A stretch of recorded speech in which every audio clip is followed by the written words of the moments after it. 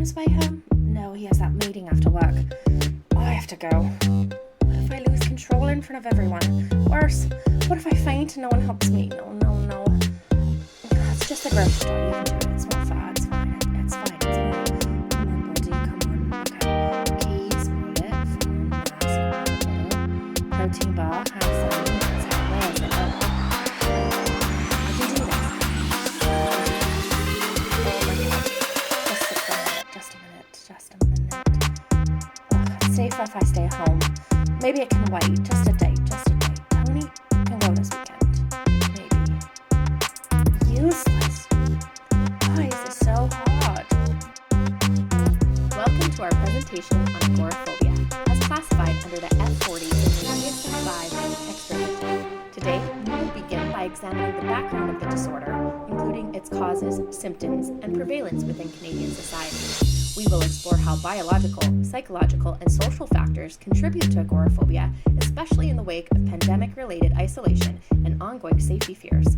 From there, we'll transition into current evidence-based treatment strategies with a focus on cognitive behavioral therapy, CBT, its clinical rationale, and how it can tailor to meet the unique needs of this population through session structure and collaborative treatment approaches. Finally, we'll discuss therapist considerations, barriers to treatment, and culturally responsive care, grounding our recommendations in both science and technology.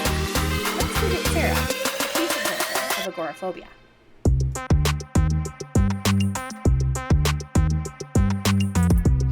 Meet Sarah, a 32-year-old marketing assistant who sought therapy after increasingly feeling trapped in her daily life. Since her mother's passing a few years ago following the contraction of COVID-19, Sarah has developed an intense fear of the disease and avoids any situation where she might contract it, such as using public transit, standing in long lines, and visiting crowded shopping centers. These growing fears culminated in her first panic attack, and now she refuses to leave home unless her partner Tony is with her, as she worries she will have another attack and no one will be there to help her. These fears now dictate Sarah's routine, only being amplified by the race-based violence highlighted by the Black Lives Matter movement. She carries safety items such as face mask, sanitizer, latex gloves, and disinfectant wipes whenever she ventures out, believing they may help her, and has stopped attending social gatherings and work events altogether. This puts a tremendous burden on Tony, who is often late for his own work when escorting Sarah to hers, and has reduced his own outings to better support her, resulting in severe isolation for the both of them.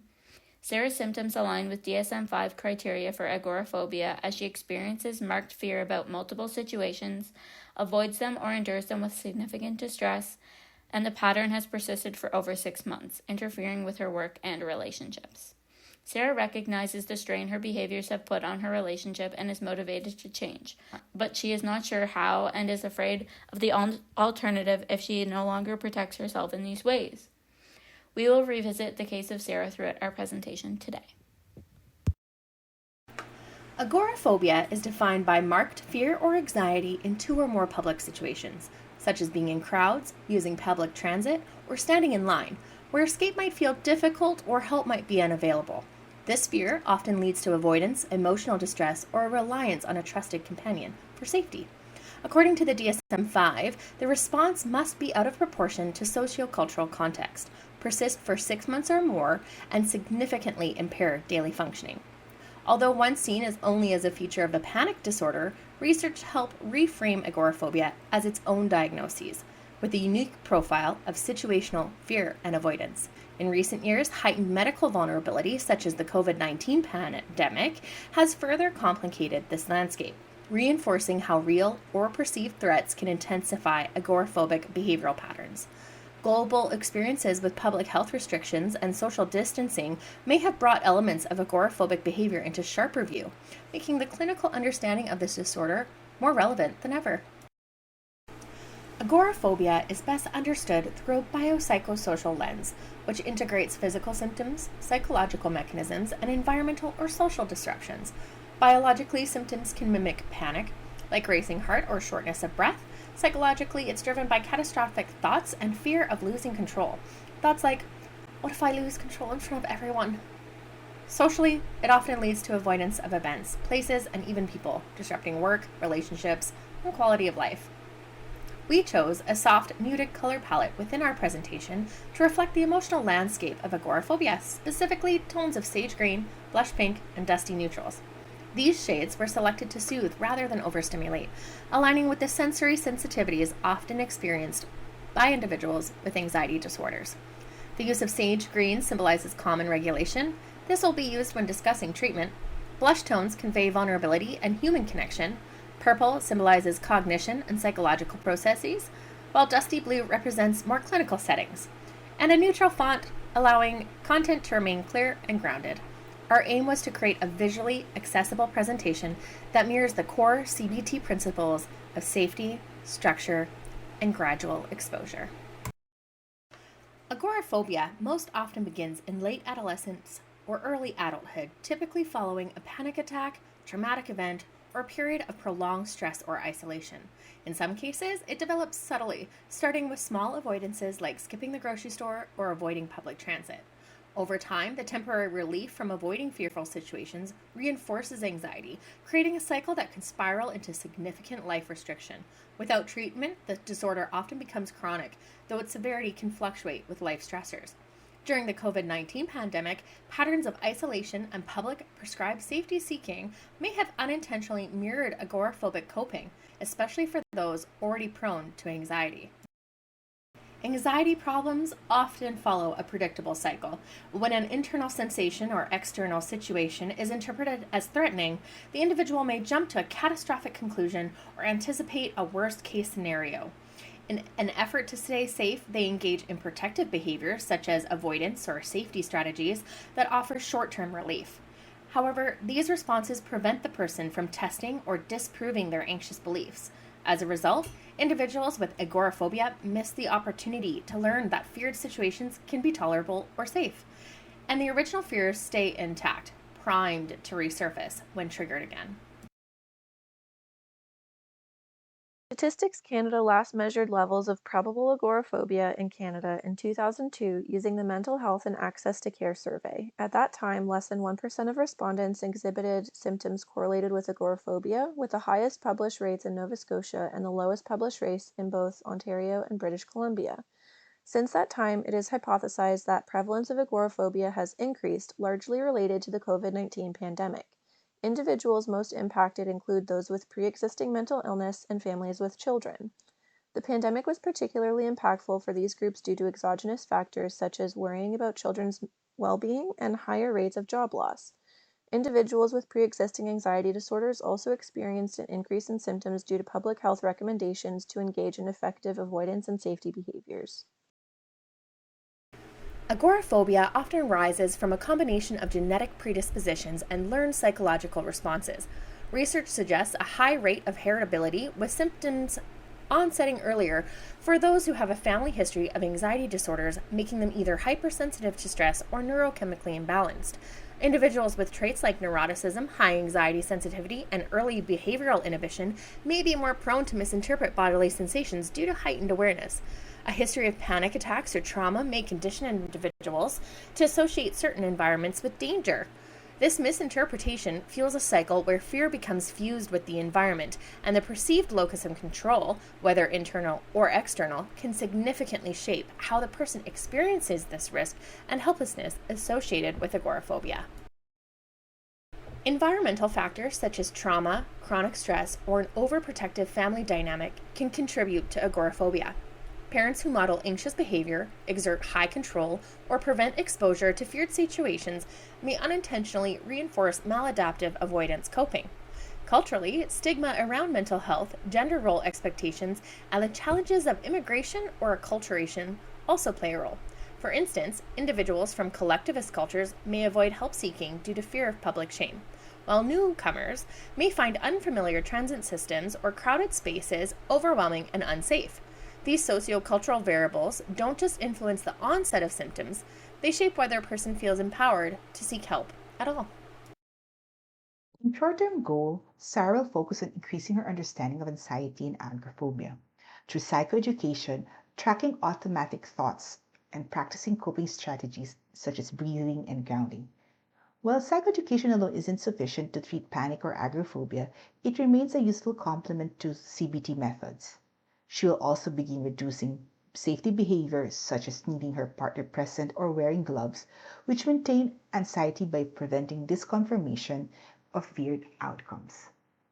In the long term, and consistent with the skills-based CBT framework, Sarah will challenge and reframe catastrophic thinking, gradually re-enter avoided situations through graded exposure, and build confidence and independence. Exposure will begin with mildly anxiety-provoking situations and progress to more challenging ones, supported by behavior experiments, cognitive restructuring to encourage adaptive thinking. This staircase reflects Sarah's CBT journey for building resilience to gaining independence and ultimately achieving confidence to manage her life with autonomy.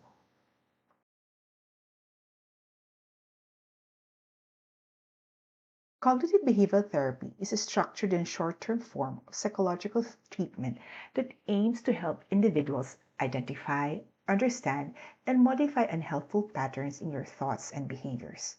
It focuses on the building awareness of these patterns, influence emotions and actions, and equips people with strategies to replace them with more balanced and constructive approaches. CBT is grounded in the principle of that our thoughts, emotions, behaviors, and physical sensations are all interconnected.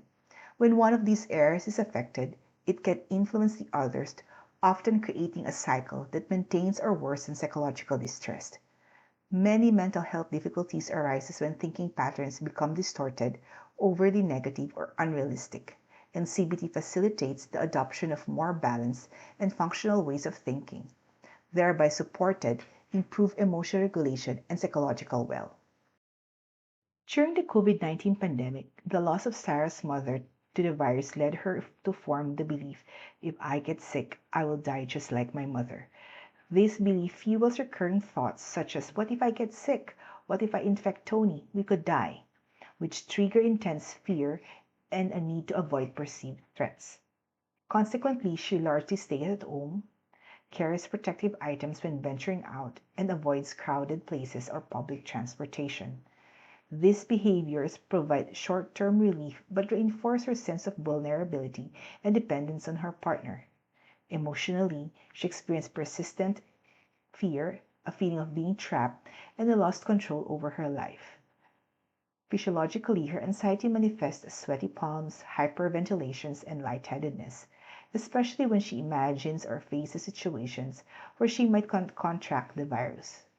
Over time, this pattern of avoidance and safety behaviors and heightened physiological arousal has created a self-reinforcing cycle that sustains her anxiety.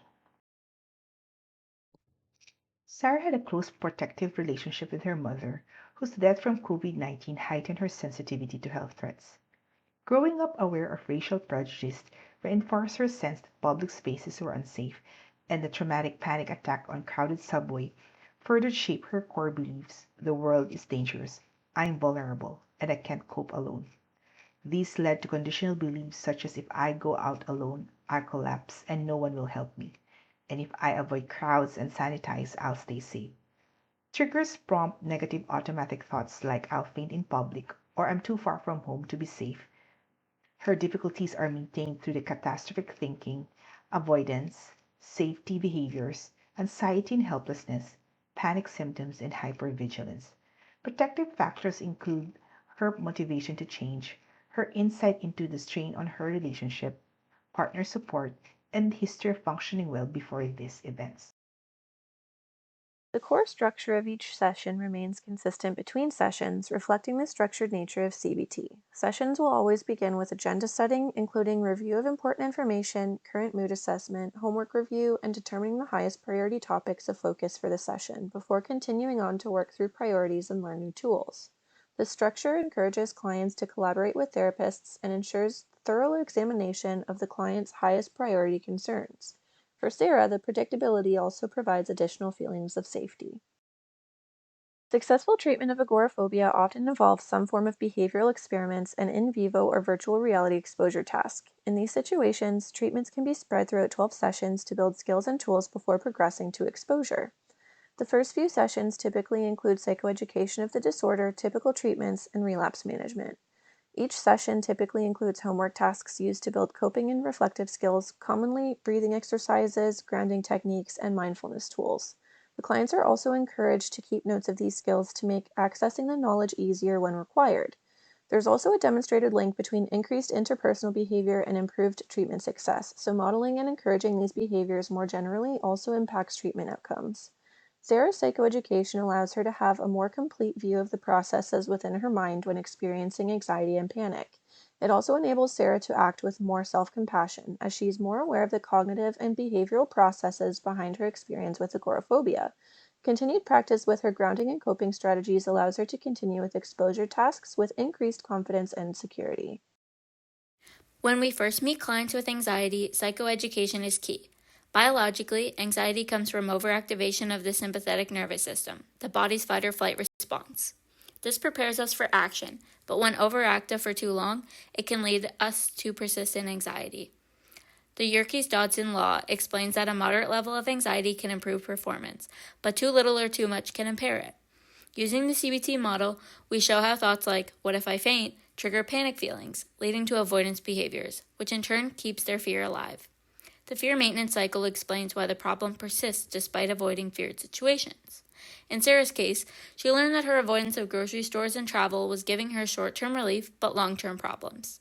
By mapping her own situations on the CBT model, she could see the link between her thoughts, feelings, and behaviors, and was ready to start gradual exposure.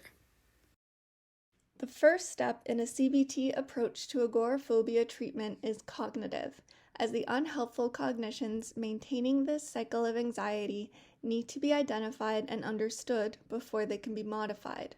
Cognitive techniques are primarily verbal and discussion-based, such as Socratic inquiry, where the therapist asks the client specific yet open-ended questions with the goal of helping the client engage in metacognitive awareness, otherwise known as decentering. Another common cognitive technique is thought records, which are often prescribed as homework, requiring the client to track their unhelpful cognitions. As with any homework assignment, these records are first explained to and agreed upon by the client, and are subsequently reviewed and discussed at the next session. Thought records were an important part of Sarah's treatment formulation, as it provided an opportunity for her to practice identifying her unhelpful cognitions, connect those cognitions to feelings, and reverse engineer that automatic process so that heightened arousal became a cue for cognitive reappraisal.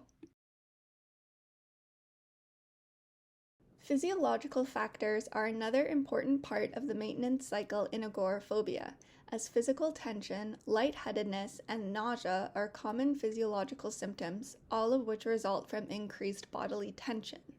Physiological techniques mainly function to reduce this tension through activities such as physical exercise and massage, or techniques such as controlled breathing, mindfulness practices, and progressive muscle relaxation. Two important considerations here are client engagement and consistent practice, as disrupting the maintenance cycle is a skill that must be developed, and success is more likely with an activity that the client finds motivating. For Sarah, this meant knitting, as she was not open to mindfulness-based techniques, as she felt she needed to be doing something with her body, but did not enjoy physical exercise. As her homework one week, she charted her progress in practicing relaxation through knitting by tracking length, location, and feelings pre- and post-practice, serving as excellent discussion points in the following CBT session. Exposure tasks are conducted across a broad range of environments to ensure the client is able to globally generalize their new skills to cope in difficult situations and recover more appropriately. Clients are guided through recognizing the discrepancy between expected and experienced fear responses to decrease the difference between expected and actual anxiety. While Sarah may begin by using public transportation, she should also experiment with visiting stores during busy times and reducing safety behaviors such as hand sanitizer and disinfectant wipes while in the community. The combination of habituation and expectancy violation provided by exposure tasks is hypothesized to increase success. As clients progress, therapists should continue incorporating education regarding relapse management. This can include the continuous view of control and the utilization of low cognitive demand questions focused on observation and reflection, future planning, and action. The incorporation of relapse management also allows clients to build a deeper understanding of self-compassion and acknowledgement of their own humanity. while still providing tools to handle relapse more effectively. When working with children and adolescents, it can be helpful to include parents in relapse management education for additional support and to ensure parents don't unknowingly reinforce avoidance behavior and cognitions. Finally, behavioral techniques complete the CBT model by addressing behavioral factors in agoraphobia maintenance, primarily in avoidance. The main technique here from a CBT perspective is behavioral experiments, where the previously identified cognitions, unhelpful and newly expanded alike, are actively tested for validity in the here and now. For Sarah, behavioral experiments involved working through her fear hierarchy, from leaving the house without a safety item to experiencing a crowded room alone. A similar progress could be used in an exposure therapy approach, though this behavioral technique involves less attention to cognition and more to habituation and desensitization. Flooding is another possibility where desensitization is immediately achieved by starting with the most feared stimulus, rather than taking the more graded approach of exposure therapy. Given the high risk of this technique, flooding is not suitable for all clients, Sarah included, as it was deemed too intense given the severity of her case. Research consistently shows CBT as the gold standard for agoraphobia, with core elements including psychoeducation, cognitive restructuring to challenge catastrophic thoughts, breathing retraining to manage panic symptoms, interoceptive exposure to reduce sensitivity to bodily sensations, and gradual in vivo exposure to address avoided places. These components are effective across delivery formats: individual, group, telemental health, or guided self-help, allowing treatment to fit clients' needs without losing efficacy. Integrative approaches can enhance outcomes. SSRIs may reduce symptom severity, mindfulness-based strategies can ease fear of physical sensations, and yoga and breathwork can support stress regulation. Collaborative care, built on a strong alliance, shared goals, and respect for cultural values, further improves engagement. Layering these strategies creates a flexible, holistic, and client-centered approach that helps clients reduce avoidance, restore functioning, and reclaim their lives.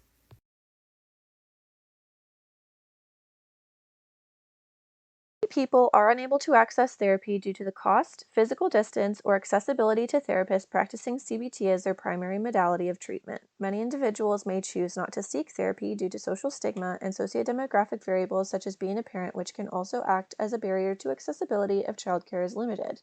Sociodemographic variables may also be associated with higher rates of attrition, such as younger clients, previous therapy attendance, and medication use for symptom management. Stigma is also associated with increased attrition, with some clients fearing family or friends discovering their mental illness. Regarding symptoms, comorbid depression rather than symptom severity increased attrition. High client expectations are also a predictor of attrition, with high process expectations resulting in dropout during the learning phase, high anxiety expectations during the behavioral phase, and general high gain expectations affecting dropout pretreatment. As clients begin using their tools in daily life and begin to see symptom improvement, many clients report increased arguments within romantic relationships as their primary reason for discontinuing treatment. Unengaged clients are also less likely to complete treatment, which can be improved through increased interpersonal skills, psychoeducation, and agenda setting. Informed consent will be obtained by explaining the nature, goals, and structure of CBT, ensuring Sarah understands she can withdraw at any time. Confidentiality and its limits, such as cases of risk to self or others, will be discussed, with all notes securely stored. Counselors and therapists must be diligently respect and protect the client confidentiality and not disclose it inappropriately. A collaborative approach will involve Sarah in planning and setting personal goals like shopping alone. Therapists will work within their competence, seek supervision, stay updated on the best practices, monitor risks like depression or suicidality, and follow clear emergency protocols in place. Treatment will respect Sarah's culture and values, use gradual agreed-upon exposure tasks to avoid their traumatization, and maintain accurate, secure records throughout the therapy. The aim of culturally responsive CBT is to make use of explanatory model bridging, promoting a stronger foundation for mutual understanding through the therapist's cultural awareness and the use of culturally relevant explanatory processes. This requires therapists to have cultural awareness and humility to ensure appropriate understanding of client issues and interventions. Clients will benefit most from culturally congruent interventions and interventions that can be adapted for the client's culture. Sarah may not benefit from targeting the cognition relating to people paying her more negative attention during a state of panic, for example, because this is part of her lived experience as a Black woman living in a smaller, predominantly white city. Sarah would likely benefit more through the examination of bystanders in action if she requires help. Further cultural considerations may include real safety considerations and potential stigma based on the client's cultural groups. For Sarah, this may include addressing general discrimination experienced by the BIPOC community in relation to further isolation and othering experiences by those with anxiety disorders. While Sarah's avoidance and safety behaviors are currently directly tied to the aftermath of the COVID-19 pandemic, these concerns were both amplified and maintained by her experience as a Black woman in Canada, particularly during the co-occurring height of the Black Lives Matter movement.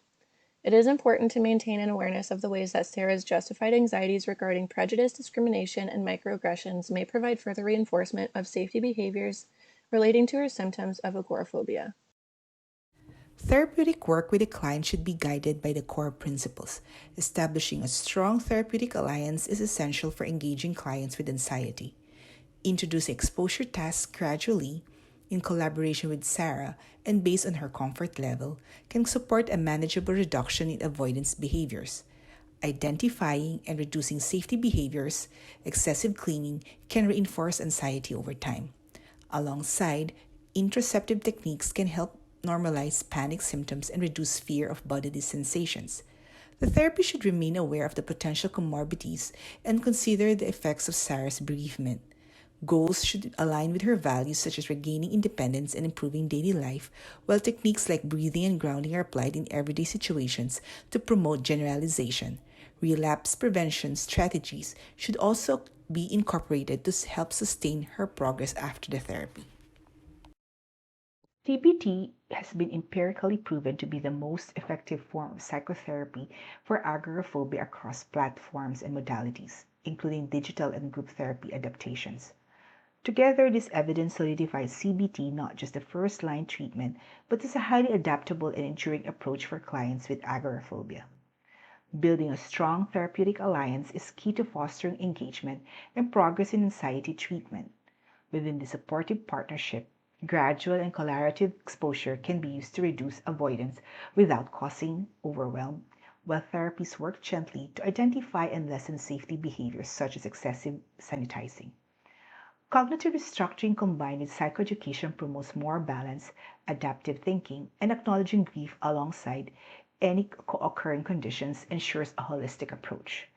Aligning interventions with clients' core values, such as promoting independence, adds personal relevance, while structured relapse prevention planning helps sustain progress well beyond the end of the therapy. Shoot! Tony forgot to grab the milk again. Maybe I could go? I could go. I know I won't get sick. COVID's not as prevalent these days. Okay, keys, wallet, phone, mask, water bottle, hand sanitizer. Okay, here we go.